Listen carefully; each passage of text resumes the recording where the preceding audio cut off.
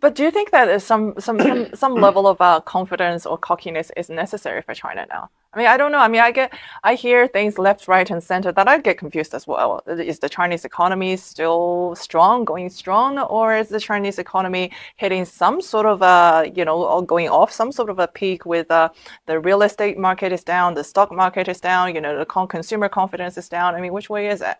I don't know. Like, China has a very strong economy, and it's going to continue to be even stronger in the future. And the basic reason is that China is technologically dynamic, and it is already at the forefront of a large number of technologies that are the key technologies for the next 30 years. Electric vehicles, uh, zero carbon energy systems, fourth generation nuclear, uh, of course, battery supply chains, hydrogen economy, uh, advanced shipping, uh, 5.5G. These are the technologies that the world needs to make the energy transformation, to make the digital transformation. And China is very strong and very dynamic also in those technologies. And the manufacturing ecosystem, especially where we are in the Greater Bay Area, is absolutely extraordinary. I would say unique in the world.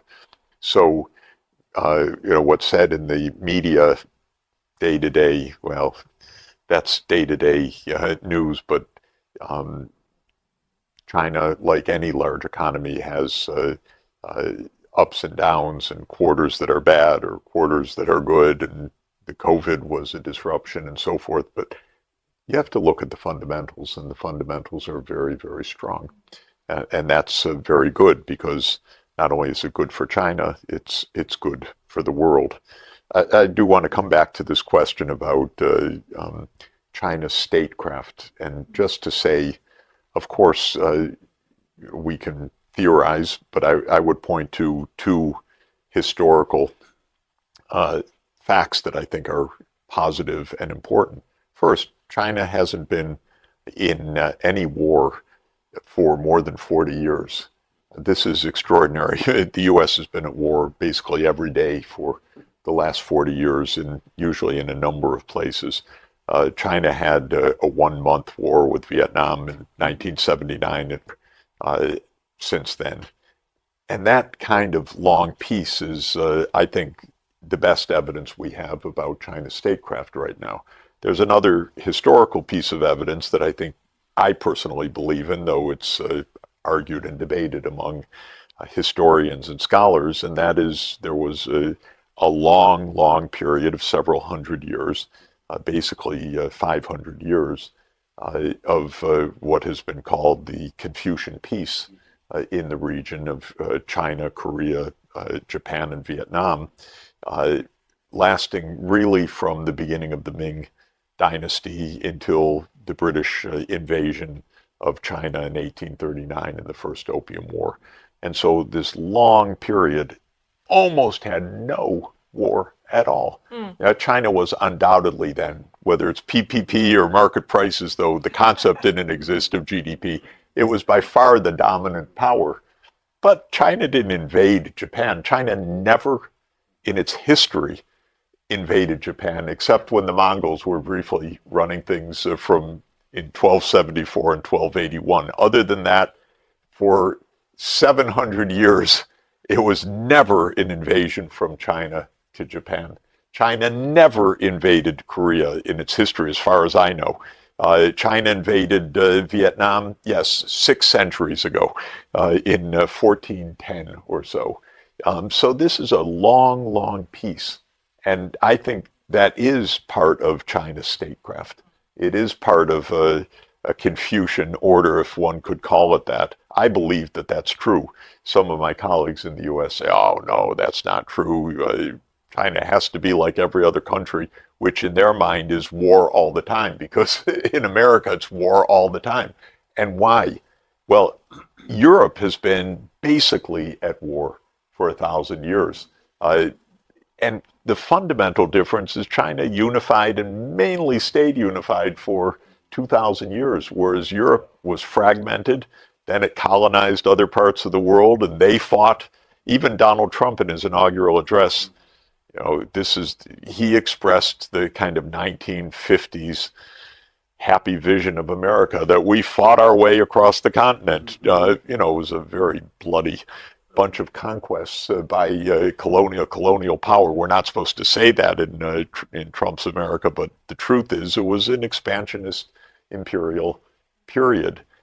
And that's a different history from China's history. So bottom line for me is there really could be a big difference of statecraft.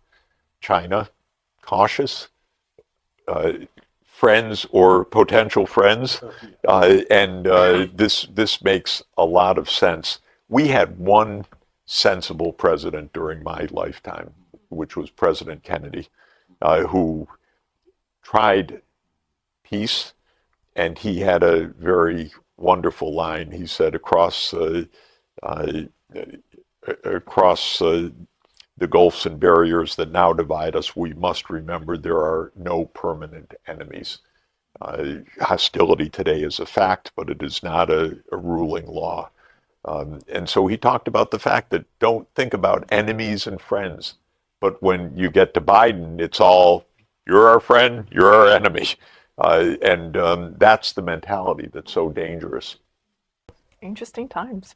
I know you're all pressed with time, but can I squeeze in another one about de-dollarization, renminbi internationalization, BRICS currency, which Trump said anybody gets on board with de-dollarization, I'm going to tax the hell out of you. What's going to happen in the financial world now? And where does Hong Kong sit in between the international finance world and mainland? We said before, there are not necessarily always on par, if, for example, with the EFTs and the cryptocurrencies. So maybe lumping all that together into a sort of like a foresight into the financial world in the near future. Who do you want? Oh, it's completely up to you, gentlemen. I'll start, but you guys are the experts of what's going to happen here. My own view is that China should internationalize the renminbi because relying overwhelmingly on U.S. dollar transactions is not sensible at this point. It's too risky. It is too much vulnerable to U.S. official intervention and meddling. Russia had $300 billion of reserves seized just by a stroke of the pen, and I can tell you the mentality in Washington and in London and in Brussels is we take what we want and we steal it as we want. And they really act in that way. If I were the BRICS countries, I would say that's fine and good what the U.S. wants to do, but there are many ways to settle an international transaction, and it doesn't have to be dollar-based through the SWIFT system. So my own prediction is that 10 years from now, we have a very different international settlement system in which the renminbi and perhaps some other currencies are playing a larger role. But not crypto. I don't think crypto is either. I don't see it having any value at all, and I see it having a negative value relative to central bank digital currencies, because a currency, yes, you could give a license to somebody to counterfeit money. Why do you give a license to someone to print money instead of the government? If you want monetary control, which I believe in, if you want a banking system that is stable with a central bank that stands behind it, why have crypto? Crypto is just an invitation, from my point of view, to trouble or arbitrary redistribution of wealth that makes no sense. And as someone who holds dollars, I don't love Bitcoin edging in and saying, well, we have $2 trillion of wealth. Well, where did you come from? Out of the blue. You didn't make anything. All you did was pump more CO2 into the atmosphere. You wasted a huge amount of computer time. You added nothing of value to the world real economy, nothing. So where did that wealth come from? Well, evidently it came from the rest of us. It added to inflationary pressures. It reduced monetary control. So I'm not a believer in crypto. I am a believer in digital currencies. That's quite different. That's a mechanism for payments. But then comes the role of the renminbi in particular. To my mind, China is the world's high saving country, and that saving is good for development all over the world. China should be investing in the rest of the world.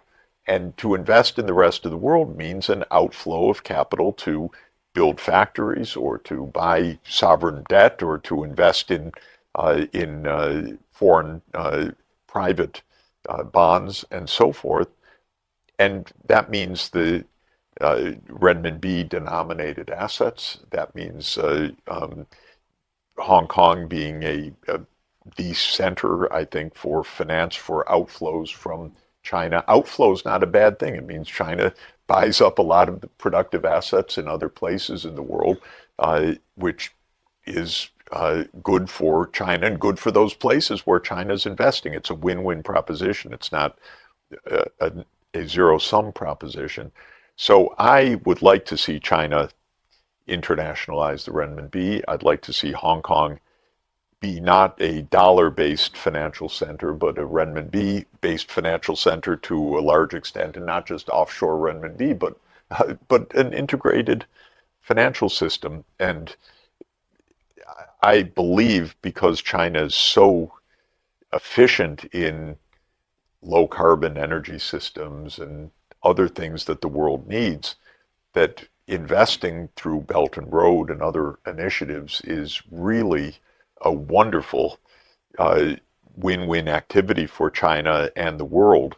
I want to see more of it. I want to see Hong Kong as the great financial center that intermediates all of that. And I don't believe that that can or should be done in dollars. I think it should be done in renminbi to a very large extent.